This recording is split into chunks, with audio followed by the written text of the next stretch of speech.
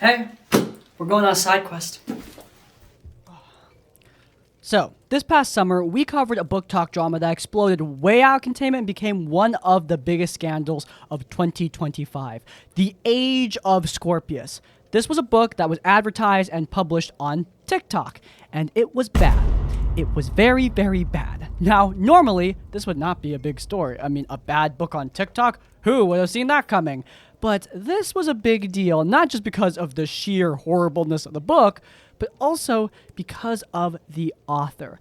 Working as hard as I possibly can to make it the best version that it can. Thank you for following along. I am so excited to welcome you into the world of Guardian, and have a nice day if I came up on your For You page. This person was completely, categorically incapable of receiving criticism. And beyond that, they were so delusional that they believed they would start a multimedia empire off of their debut novel. Something especially confusing because of the quality of said debut novel. And how to involve a lot of creative minds in the publication of a book and in the building of a larger series that will turn multimedia. People don't like a stone wall, and that's exactly what this author was. It drove tons of content creators to make many videos about this drama, including vultures like myself. But after I made those videos about this situation, I was content to leave it be. Until today. So much has happened since I made those original videos that I need to make a follow-up at this point. From continued delusions to playing the blame game to fleeing the country, it's time for the saga of the Age of Scorpius to continue. Without further ado, guys, what the hell happened? The fire has been extinguished. There's no more underbrush to fuel it. Yet many of you who are reading this will try to take these same words and use them against me. It's not even that she's saying stop saying mean things about my book. She's saying I need to have a career as an author or my life is over. What an insane thing to film and post! Okay, so I know I've already made a video about this, but I will be recapping most of what happened with the Age of Scorpius and this author, Milo Winter. Now, that detail is important because Milo Winter used to go by the pen name Audra Winter before transitioning recently. I will be talking about stuff and showing footage from before the transition, but I will be referring to this person as Milo for the majority of this video. I'll only refer to them as Audra if it is some kind of important context thing. But in any case, the transition is not the reason I'm telling you not to watch the old video and doing a recap here. The reason I'm telling you not to watch the old video is because of me. You see, we're talking about taking accountability in this video. We're going to be talking about that a lot. And I think I need to do that myself.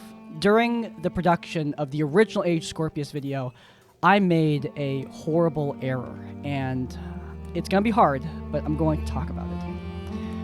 I got drunk. And while I was drunk, my bangs got in my eyes. And I decided, in my drunken state, to cut them with kitchen shears.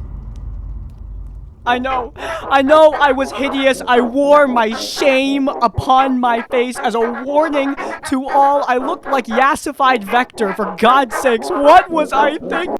Anyway, now that we've talked about my mistakes, let's talk about Milo's. Milo Winter started their TikTok career as mostly a pity marketer. If you don't know, that is a practice that is very, very common on short form content these days. Someone with a sob story who makes it their whole marketing campaign. In Milo's case, the sob part of sob story was often very, very literal. Okay, I probably shouldn't be recording this, but I need to put it into perspective. For some people, I think it's important. I'm not trying to say that if you have a sad story, you can't talk about it or anything like that, but I do find pity marketing as a tactic to be kind of manipulative. And given what we're going to see in the future, yeah, manipulative is probably the right word for it here. Now, for a while, this pity marketing tactic did not work great because, frankly, Milo has a lot of competition. A lot of people are doing this. He wasn't standing out. However, when he put the book on the TikTok shop, the algorithm switched up, and suddenly his videos were getting a lot more traction and his book was getting a lot of pre-orders. Frankly, congratulations to him. Selling thousands of pre-orders of anything, especially a book with this high of a price tag, it's pretty dang impressive. People were apparently interested in this young adult fantasy series where zodiac signs are important. It's clearly not my thing, but you know, it's cool, I guess. In any case, with this influx of pre-orders, Milo's persona shifted. He went from this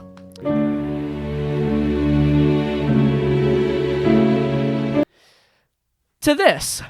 I am now a six-figure business owner of a digital creative studio. I made a really interesting choice as an author, and that choice was to sell pre-order copies of my book here on the TikTok shop, and I ended up breaking records and selling 4,700 of them. It would actually be more than that because I now have to limit them to 50 per day because I need to be able to keep up with the bookmarks that I'm shipping out with them. Yeah, bit of a change up, huh? And this new CEO persona, this idea of a six-figure business, a multimedia empire with tons of employees under his thumb, it really rubbed people the wrong way. Like, folks don't like thinking about that corpo crap, especially in the book world. And this guy trying to pretend that they're a serial entrepreneur off of a single book and its pre-orders is it was absurd. It rubbed people the wrong way. It rubbed people more the wrong way when the book came out and was horrible. Now, a common reaction I've seen to this whole drama is, Crispy, what's the big deal? Books on Book Talk suck all the time. Guys, even a book like Quicksilver, for example, which I really, really hate, even that book has control of, like, you know, the English language. This book is a little bit different. Now, I dragged some friends of mine into a call against their will, of course, and I forced them to listen to me read one section of this book, a section where Milo describes a monster that his main characters are facing against. See if you can imagine what Milo is talking about. Author is describing a monster that appears before the group. This is like the final boss of the book. I need you to imagine what is being described. The shape began to transform and split as it lumbered from behind a tree, one still white paw first and then the next. Spirals of black smoke spat from each step as its shape materialized from a mirrored monochromatic shadow. Icy blue eyes opened above its snout, and any courage I had escaped my body. It was transforming like a beast of conviction would, making itself the worst possible version it could be to terrorize the two of us. A pink forked tongue exposed itself as the creature opened its half canine, half draconic mouth. Its fur popped and sizzled as its shape couldn't decide on scales or fur. One of its back legs was a talon, horns curling out of its head, its tail a terrible concoction of patches of fur and slithering, scaly length. As it approached, its claws grew into razor-sharp talons, cutting through the accumulated snow. I couldn't bring myself to call the beast a dragon. That's a dragon. That's a dragon. I have hard holes down on monochromatic. You mean an entire back paw is a talon? To this day, I'm still not over mirrored monochromatic shadow.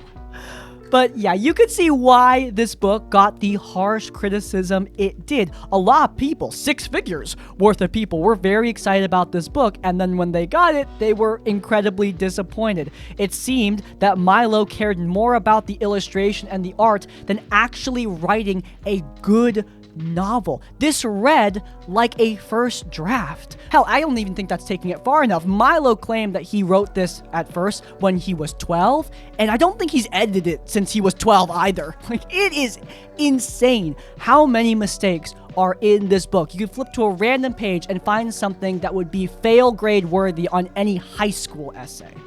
Milo, though, with all his criticism coming in, he didn't take it well.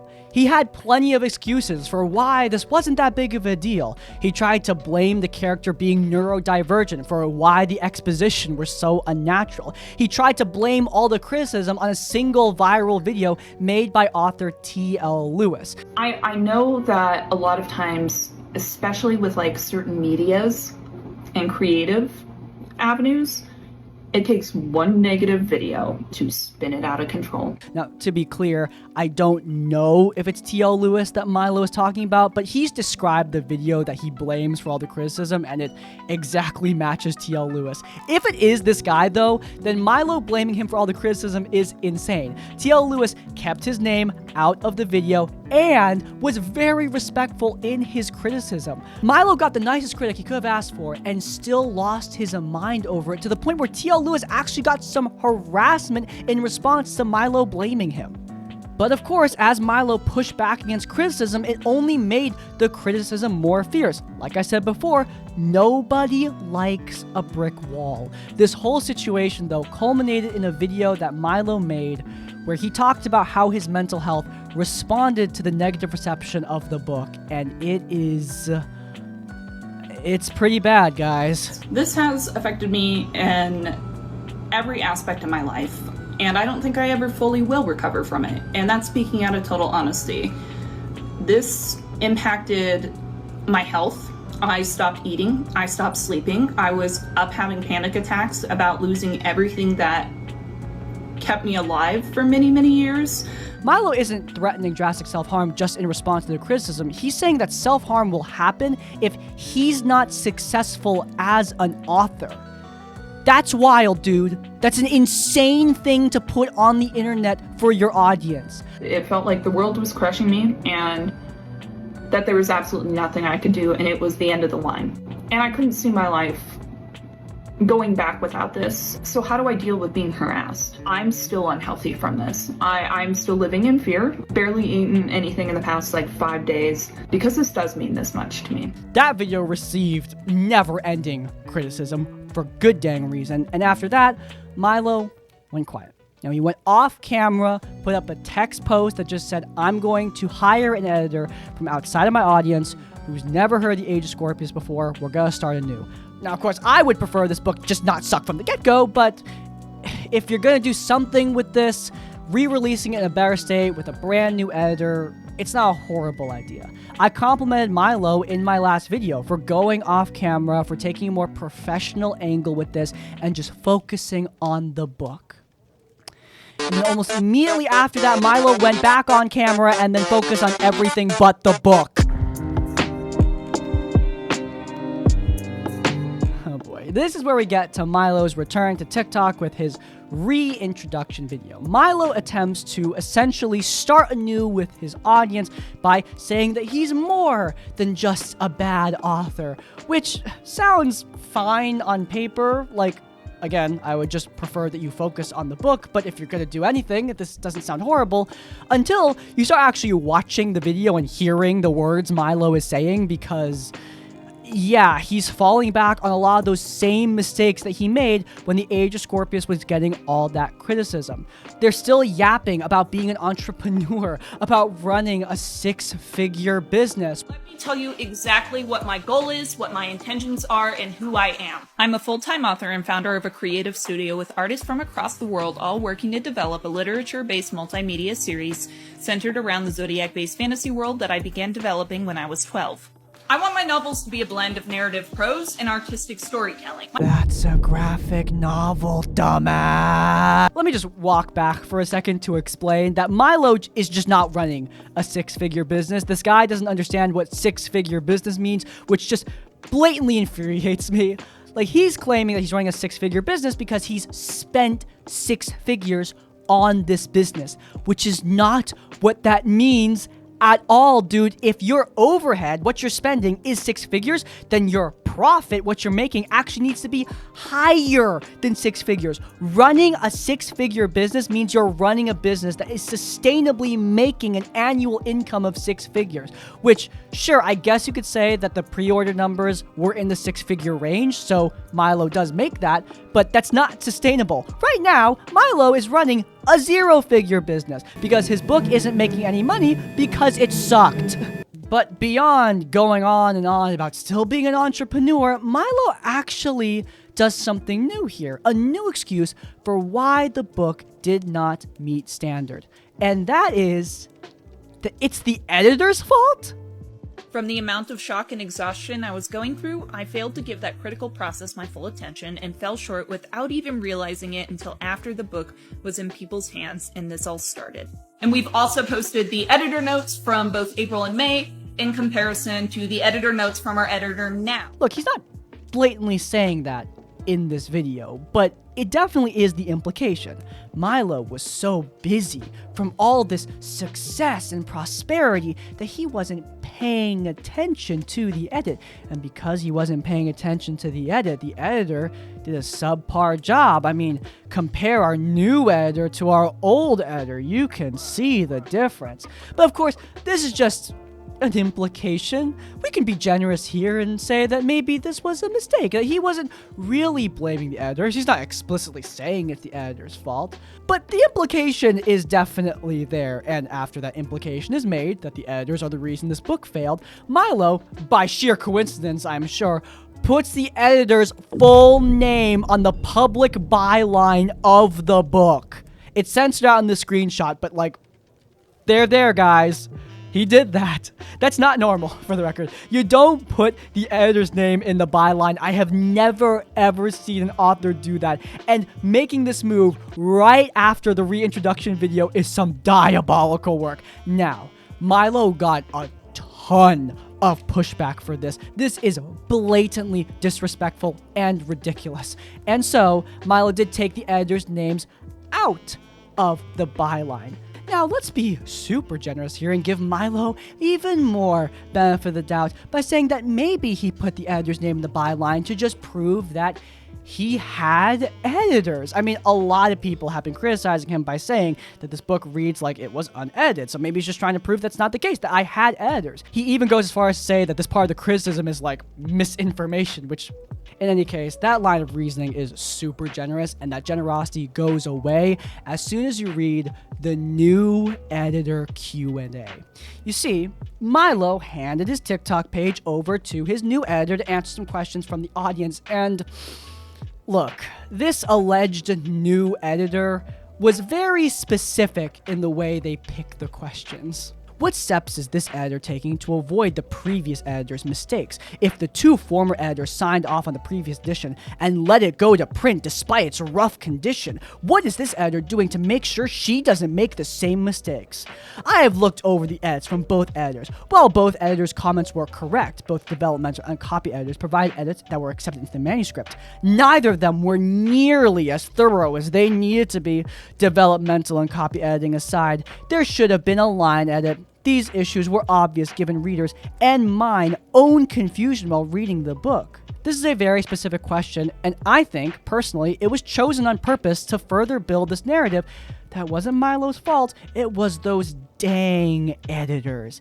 Beyond that, it's also just very unprofessional for this editor to be dogging the work of their peers. And it actually gets worse when she randomly starts talking about Fourth Wing and Powerless? What are your editor's credentials and portfolio of prior work? I was curious and read Caitlin's Substack article called From Amateur to Author. Would Caitlin categorize Age of Scorpius as similar to those amateurish romantasy books named such as Powerless or Fourth Wing? Look, I call Powerless the plagiarism book. I call Fourth Wing the mid-dragon love book. I clearly don't like them very much.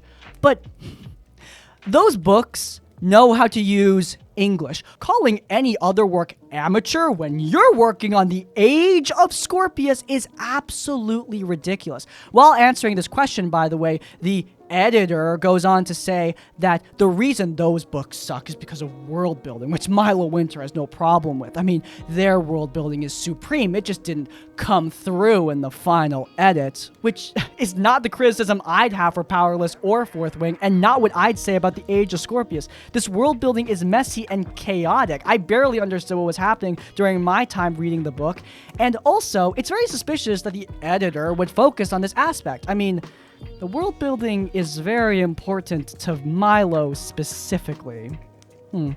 Now that brings us to the conspiracy theories. Now, I'm not endorsing any of these theories, but they do have some legs. Many are thinking that this editor is not a real person, that this is actually just Milo Winter wearing a different hat. There is evidence for this. For starters, this editor writes very similarly to Milo with awkward sentence structure that he also uses. This editor also brags about their credentials in the same way Milo does. The editor goes way in depth about everything they've done at university. There are also randomly side tangents talking about why the current political climate is affecting their education, which again seems very random from a professional editor. Like, just say your degree and be done with it. This is a whole over-explained think piece about why you're qualified. It's very unnecessary. I forgot the biggest pieces of evidence. Number one, the editor has no online presence that can be found. And the other big piece of evidence is that they refuse to talk about any previous work that they've edited. They only say, oh, my favorite thing I've edited is something that's yet to release. It's always stuff like that. We can't see that this person is actually an editor who has experience. Suspicious. Combine that with Milo's previous messaging about the editors and with how Milo treats his own world building, and yeah, you have a very compelling argument that this editor is just Milo. Now, I personally do not believe this theory because it would just be utterly ridiculous. It's just insane. Like, Milo's been doing insane things throughout this whole process, but moonlighting as your own editor would be next level. I buy into Meredith Novaco's theory. Another YouTuber was covering this situation. She believes that the editor is real. Milo is just answering the questions for her. I do think it was Audra, or if it wasn't Audra, that she edited the questions or gave the editor talking points, because the whole multimedia interdisciplinary approach is buzzword terminology that Audra has been using to describe what she's doing. If that's the case, again, very unprofessional, very needless. Just focus on editing the book, man. Now, this Q&A got a lot of backlash on its own, especially combined with the previous comments about the editors, and it was eventually deleted, scrubbed from the internet forevermore. I mean, not forevermore, I got screenshots, but still, scrubbed from the internet, from Milo's pages at least. Now, with all this crap talking about the editors, it got me thinking, what do the actual editors think about all this?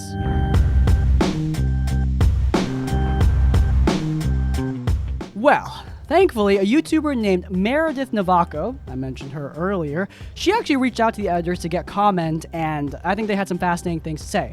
Now, at the top here, I want to say that both of them claimed that Milo was very friendly while working with the editors. They had a brief but very professional working relationship. With that being said, the developmental editor had some harsh words. For starters, they weren't a developmental editor. Like, straight up. The person that Milo is claiming was their developmental editor was not that. That was not their job. They just did a one-time passover. Who Audra has been referring to as the developmental editor was very clear that she did not feel like what she did classifies as a developmental edit. She said she read the book once via Readsy. She said, this is not book development, it's one shot of editorial feedback. I never saw the book again. So according to her, she didn't really do a developmental edit. She did a one-shot editorial edit of the book. That's a very different scope, and even in that one-time pass, they gave thorough edits and did a whole write-up for Milo to read. The edits were just not implemented enough. This goes directly against the narrative espoused in that Q&A, where the new editor claims that all their edits were put into the book. They just did not do enough to make the book better. She was very clear that the book was hard to follow and not ready for the world. I did not preempt that in my question, so I presume that that is a response to the Q&A from the new editor. Yeah, that's seeming even more untrustworthy by the second. The copy editor said some similar stuff, but what's really sad is the copy editor was actually very encouraging.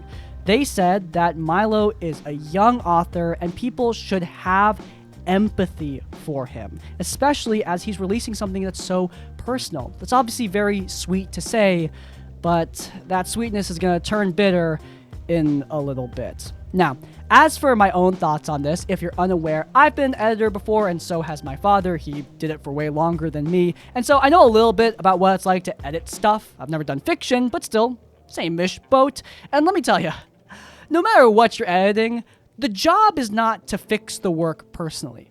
Look, all we do is do the markup. We put our red lines on the piece of paper and then we hand it back to the author. They're the one who does all the fixes.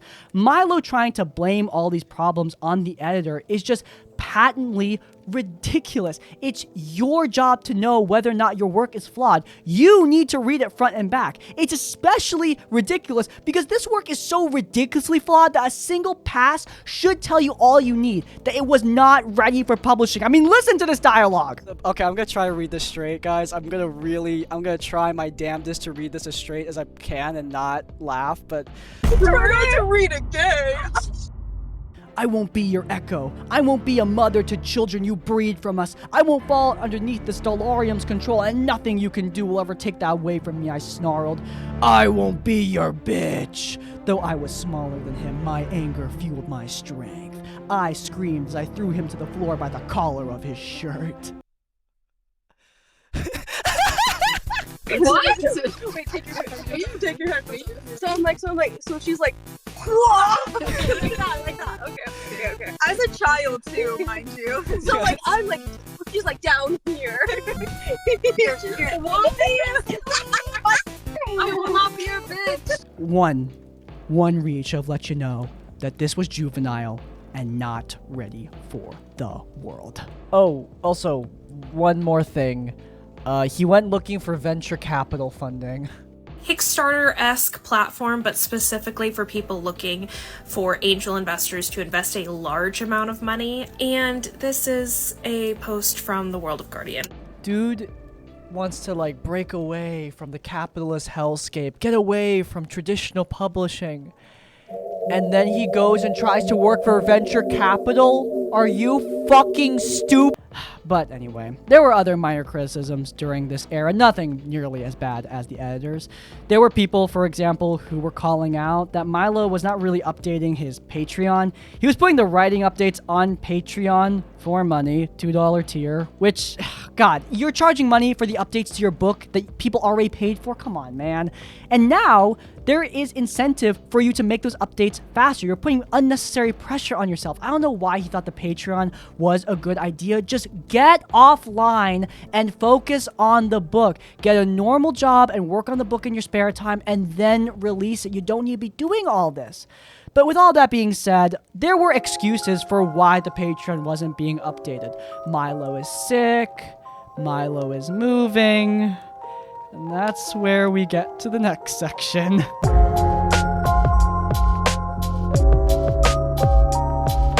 Okay, so Milo was dropping little Easter eggs about where he's moving, and the signs pointed to outside of the country. Internet sleuths did their own cyber stalking and found that Milo was desperately looking for somebody to lease his apartment. He was looking to move his lease over to someone else so he could urgently leave his apartment right away. He was also looking for someone to just take all of his furniture. He was also looking urgently for someone to take all of his furniture, implying that this move was somewhere far away. There was also some talk from his quote-unquote team about Milo wanting to leave the country. Some of the language implied that he was saying bye-bye to the US of A.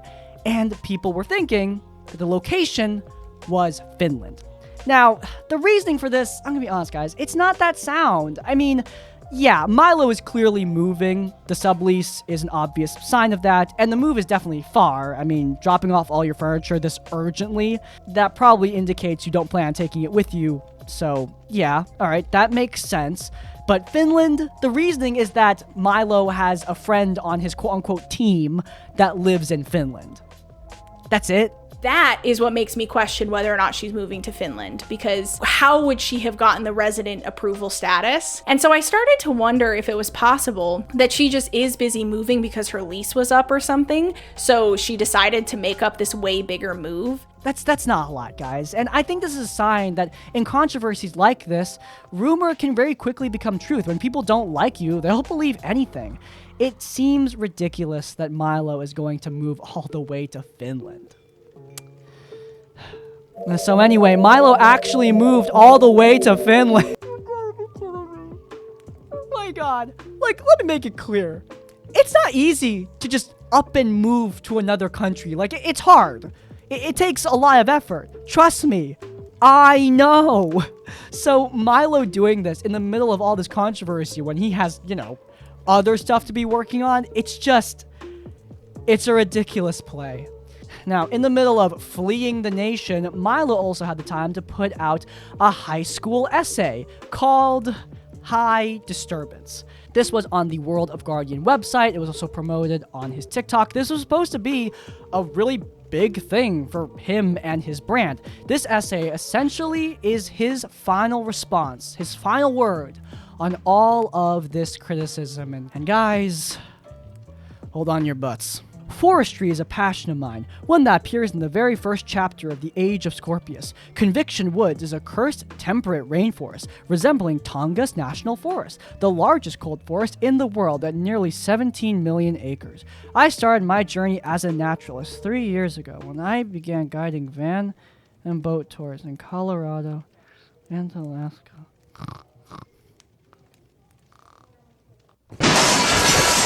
Yeah, This whole essay is this guy using his passion for forestry as a painful metaphor for what happened last summer.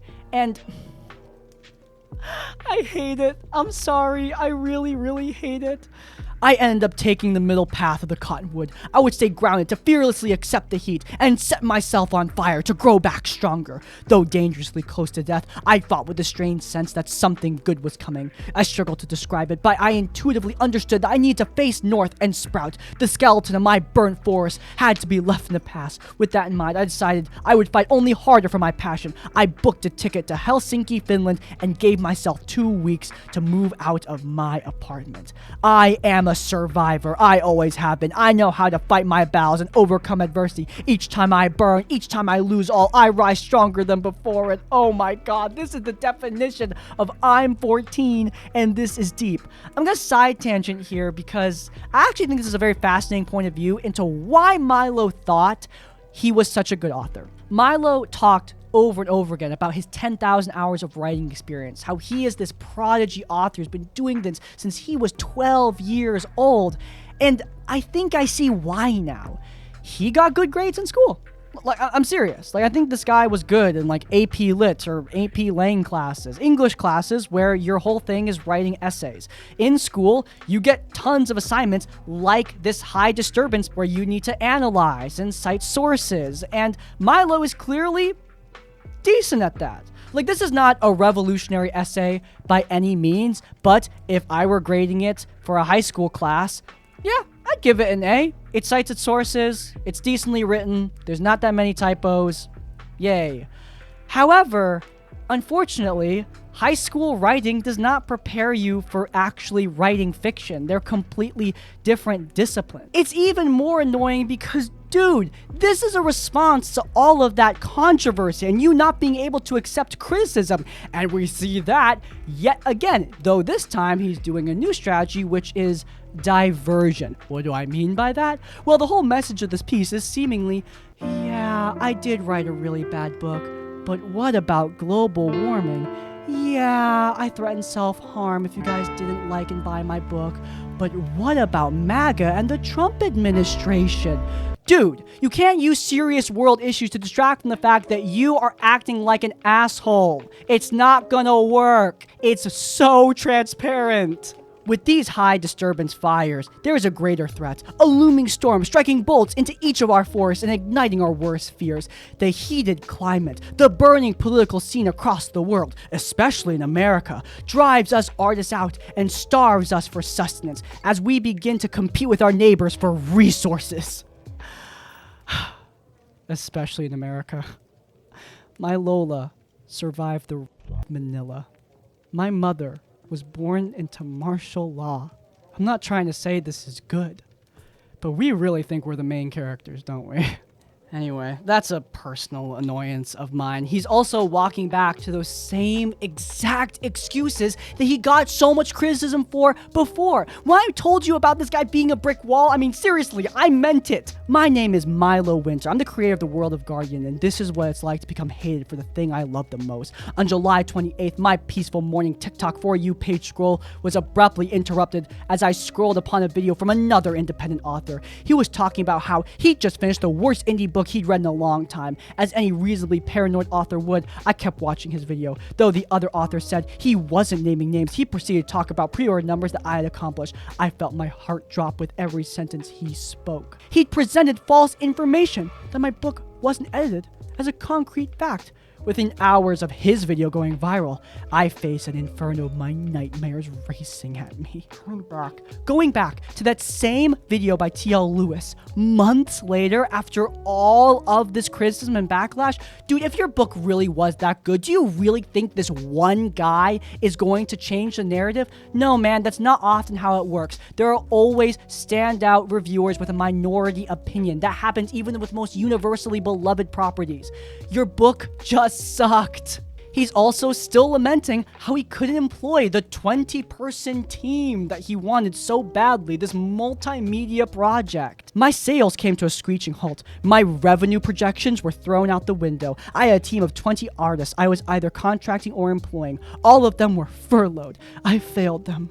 With my entrepreneurial attitude, I took financial risks and put all 6 figures back into my business. My business, the same one that stopped making money. Why the hell didn't I put any into my savings? Yeah, why indeed? That's a great question. Maybe you should have asked that months ago, dude. But of course, with all that, it's still not the worst of it, because somehow he's still blaming the dang editors. During this time, I was constantly in shock, exhausted, and overwhelmed from a rapid business startup. In the haze of implementing my copy editor suggestions, I failed to notice the edits themselves were insubstantial. In September 2025, Reedsy, the platform I hired both my developmental editor and copy editor through, initiated a thorough investigation on the edit passes I'd received and suggested third-party feedback from editors uninvolved in the project. I ended up receiving a full refund for my copy edit pass. Both Reedsy and the third-party editors agreed that the copy edits I received for the first edition of The Age of Scorpius were not up to par. My copy editor reached out to me during Reedsy's evaluation, kindly apologizing and expressing her sympathy about the whole situation. I reached out to Reedsy. And so did Meredith Novaco. We both did this, and we've talked about this behind the scenes. This refund did indeed happen. To be clear, the September refund, that is a long time after these edits were already done. Now, I'm not going to go in depth about what happened during this refund because I'm saving that for Meredith's video. Meredith is making her own video about this, and I want you to watch that because she's going to go way more in depth about the situation. Let me just say this. From my perspective of somebody who's been a freelancer, a lot of freelance programs like this, they don't protect their freelancers. They prioritize the customer, especially in public situations like this. And a lot of freelancers get done dirty because of it. I'm glad that Milo and the freelancer apologized or whatever and expressed sympathy. But in my opinion, Milo still needs to take responsibility. Remember, this guy had 2 editors. All right, 2 editors. And one of them, the developmental editor, quote unquote, said that she did a thorough pass and gave him thorough feedback that was not implemented properly. That editor did not need to give this guy a freaking refund.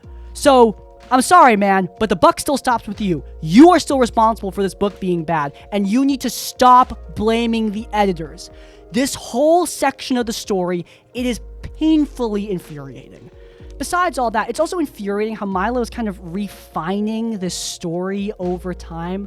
Like, first, the book seems bad because the characters are neurodivergent. Then the book seems bad because one TikTok reviewer made it look bad. Then the book is bad because I was so tired from all my success, I wasn't paying attention to the edit. Now the book is bad because the edit was so horrible that you had to get a refund. It's not subtle. We can see the story morphing and shifting over time. Milo Winter lies a lot on his TikTok page, constantly changing narratives and stories. It reminds me of James Somerton. James Somerton, if you're somehow unaware, is the famous YouTube plagiarist who was caught by H. Bomber Guy. And H. Bomber Guy shows a stream from before James was exposed where he's trying to explain his plagiarism. At this point, the plagiarism is not a big story, and James still thinks he can get away with it. And in this stream, he slowly refines his lie about the plagiarism. Repeats and refines this story throughout the stream. And there was one where I took a highlight reel from a highlight video that happened to be from a highlight reel to highlight the queerness in the Arthur show. And I will say one more time, a highlight reel from the show Merlin that I took from a larger highlight reel video. Milo is doing the same thing, just over a longer period of time. And damn, it's infuriating. Now, moving on from that, there are some other criticisms that I've seen from members of the transgender community. This is also the piece where Milo does come out as transgender, and I'm happy for him. I'm happy that this guy gets to live as his true self, though members of the trans community have expressed some criticism that Milo is using his transition as sort of a rebrand to get away from criticism.